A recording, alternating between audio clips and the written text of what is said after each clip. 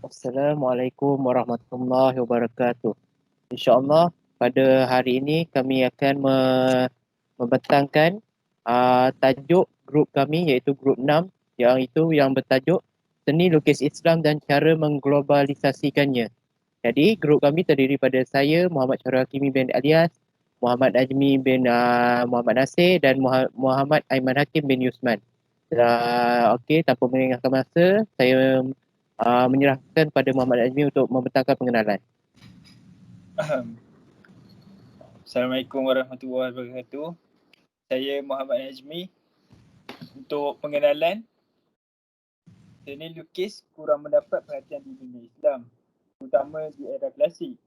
Dengan amat sedikit pengecualian, tidak ada tradisi gambar figura dalam kontrak agama Islam. Struktur agama telah dihias dengan gambar dan figura lewat beragam media dan teks agama diornamenti dengan ilustrasi serta pembuka bab dan ayat yang cerah.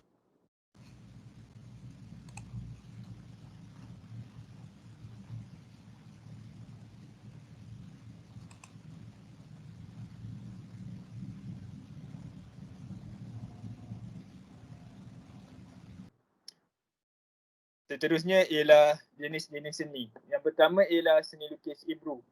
Seni ini berkembang di dunia Islam. Keindahan selalu menarik minat, demikian pula dengan Ibru. Seni membuat corak pada kertas. Seni ini juga berkembang di dunia Islam. Banyak para sufi bahkan menggunakan hasil seni sebagai sampul untuk menutup manuskrip atau kitab suci. Batik Ibru sendiri memiliki erti awan atau mendung. Istilah tersebut berasal dari kata Ibri yang termasuk salah satu bahasa Asia Tengah tu. Artinya, kain atau kertas yang digunakan untuk membalut manuskrip maupun kitab suci. Seni ini bisa jadi memiliki akar di China.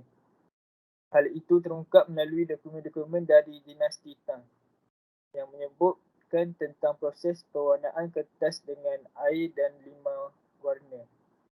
Selanjutnya, seni ini bergerak menuju ke Anatolia. Sejumlah contoh Ibru yang dibuat pada abad ke-15 masih tersimpan di Muzium Turki. Di Eropah, para pecinta Ibru menyebut Ibru sebagai Turkish paper atau kertas Turki. Beberapa abad berikutnya, saat memasuki zaman moden, negara-negara Eropah seperti Itali, Jerman, Perancis dan Inggeris juga mulai mengembangkan seni Ibru. Yang kedua ialah seni lukis kad. Lakaran-lakaran seni dan tulisan di daun bahasa fikir sehingga menjadi untayan tali jiwa dalam memahami erti kehidupan sarwa jagat. Bangkitkan nafsu kecintaan sesama manusia-manusia juga kepada Maha Pencipta. Kesenian unggul dalam Islam terpancar pada umul kitab Al-Quran yang diturunkan sebagai panduan dan pedoman untuk semua umat manusia. Naskah lengkap panduan hidup umat Islam merupakan seni yang tidak dapat ditangkis oleh mana-mana kesenian kerana ketinggian nilai budi, sarana akhlak juga peraturan hidup manusia. Tulisan-tulisan Arab ini dizahirkan kepada bentuk yang seni oleh seniman Islam. Objek penlahirannya bergelar di sekitar kosmos alam yang bersangkutan dengan keagungan Tuhan. Bertitik tolak dari inilah muncul kesenian seni kaligrafi Islam yang telah dimulai dari sejak Islam lahir ke bumi ini.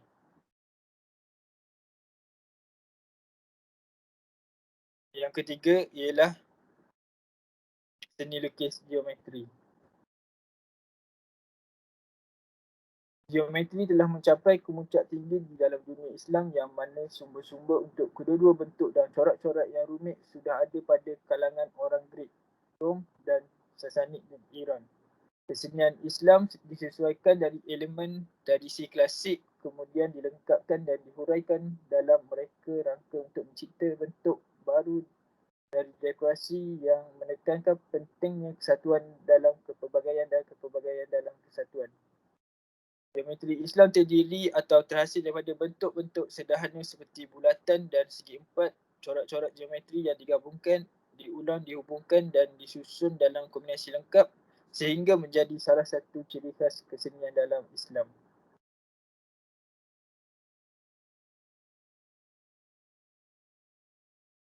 Dan yang terakhir ialah seni lukis kaligrafi.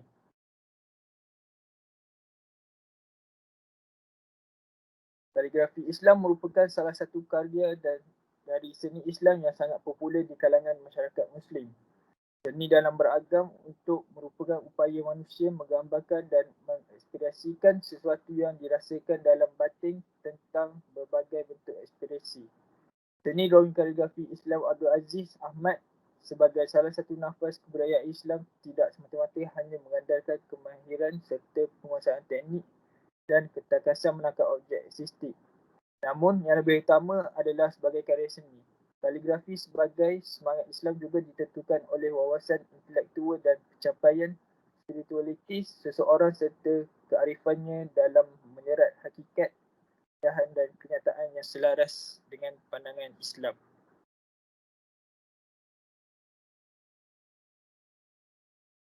Karya yang memiliki keunikan sendiri yang berbeza dari karya kaligrafi lainnya, baik dilihat dari jenis karakter tulisan kaligrafi yang diciptakan maupun dari sisi background drawing kaligrafi yang memiliki ciri khas.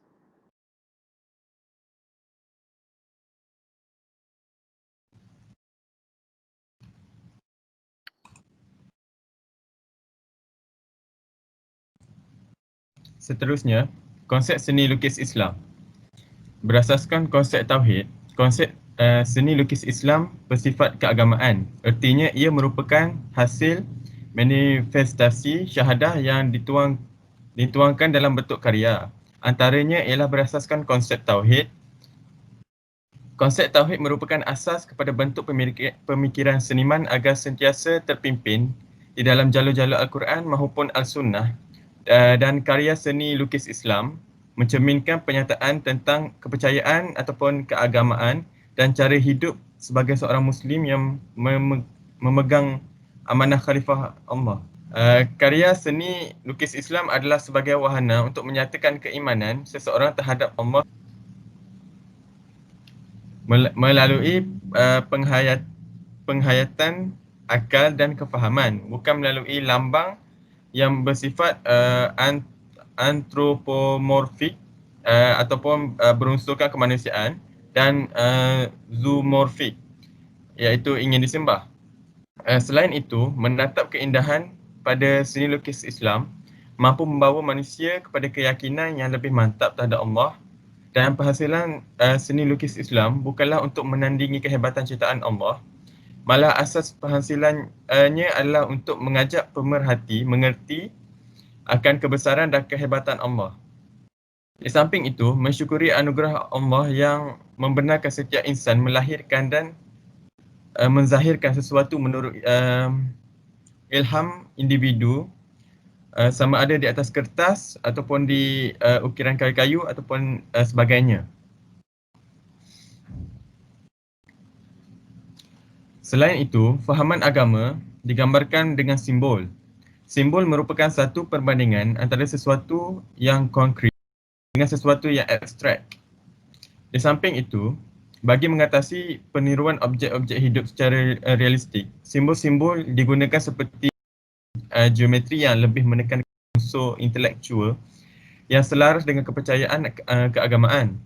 Seterusnya, penggayaan atau ketidaksejadian karya-karya seniman terdahulu berkait rapat dengan konsep tauhid yang melalui satu proses yang membuatkan mereka insaf dan merendah diri, lantaran tidak ada kemampuan menyaingi ciptaan Allah sebagai pencipta. Lalu ciri-ciri asal berubah. Gambaran alam misalnya diubah dengan corak-corak tumbuhan dan berbentuk geometri sebagai simbolik dalam kesenian Islam. Akhir sekali, keindahannya terletak pada fungsinya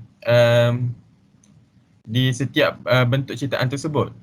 Seni lukis Islam bukanlah kesenian yang bertujuan untuk mempamerkan kemewahan dan hiasan-hiasan yang menakjubkan semata-mata, tetapi ia hendaklah berfungsi di tahap kegunaan. Selain itu, fungsi seni lukis Islam bukan hanya dapat dilihat secara keseluruhan saja. Sebaliknya, setiap bahagian atau strukturnya juga.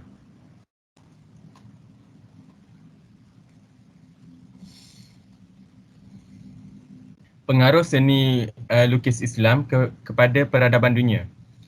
Antaranya ialah istana bangsawan dihias lukisan mural berukuran besar. Seterusnya ialah pengembangan corak dan gaya lukisan.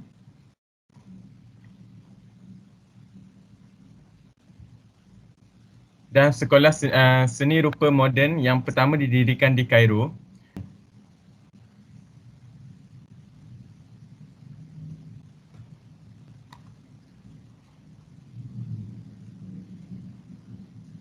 Akhir sekali, cara-cara mengglobalisasikan seni lukis Islam. Jadi cara-cara ini terbagi kepada tiga peringkat, iaitu yang pertama ialah di peringkat kendiri, iaitu di mana setiap individu Islam yang mempunyai minat dalam bidang lukisan boleh mencuba perspektif baru, iaitu membudayakan seni lukis Islam.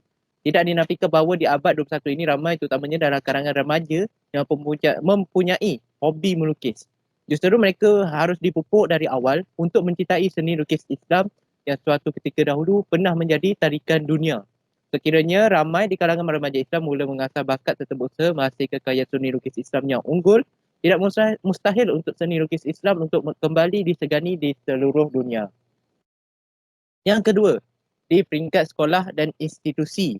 Jadi pihak pengajian juga mempunyai peranan dalam menaikkan martabat seni lukis Islam, iaitu dengan menyediakan subjek atau kursus seni terutamanya yang melibatkan seni lukis Islam di peringkat sekolah atau institusi. Hal ini dapat memberi peluang kepada pelajar bagi mengasah bakat mereka yang dalam masa sama memupuk sifat cinta akan karya seni lukis Islam. Usaha ini akan menjadi pencetus dalam melahirkan seniman dan karyawan Islam yang akan menaikkan darjat seni Islam di mata dunia. Yang ketiga, di peringkat global. Jadi negara-negara Islam juga mempunyai peranan yang penting dalam mengglobalisasikan seni lukis Islam di hal ini dapat direalisasikan dengan mengadakan pertandingan melukis karya seni Islam di peringkat global. Hal ini secara tidak langsung dapat memberi kegalakan untuk umat Islam terutamanya yang berkecimpung dalam bidang seni untuk menyalahkan bakat mereka terusnya menjadikan karya seni Islam dijunjung di mata dunia. Kesimpulannya, jadi seni lukis ini banyak memberi manfaat kepada masyarakat kita dan juga kepada peradaban dunia di seluruh negara sehingga lahirnya tokoh-tokoh yang ternama bagi membuktikan kepentingan seni lukis kepada kita di hari ini. Terdapat beberapa perkara yang dapat disimpulkan iaitu kejayaan sebagai pelukis yang melukis benda-benda yang menyawa adalah haram hukumnya di dalam Islam. Selain itu, setiap umat Islam harus tahu bahawa lukisan yang menyawa adalah haram dijadikan perhiasan termasuk yang diukir atau dipahat. Akhir sekali, kita hanya dibenarkan untuk melukis lukisan yang tidak bernyawa seperti flora dan geometri kerana hukumnya adalah harus. Sekian daripada kami. Wabillahi taufiq wa hidayah. Wassalamualaikum warahmatullahi wabarakatuh.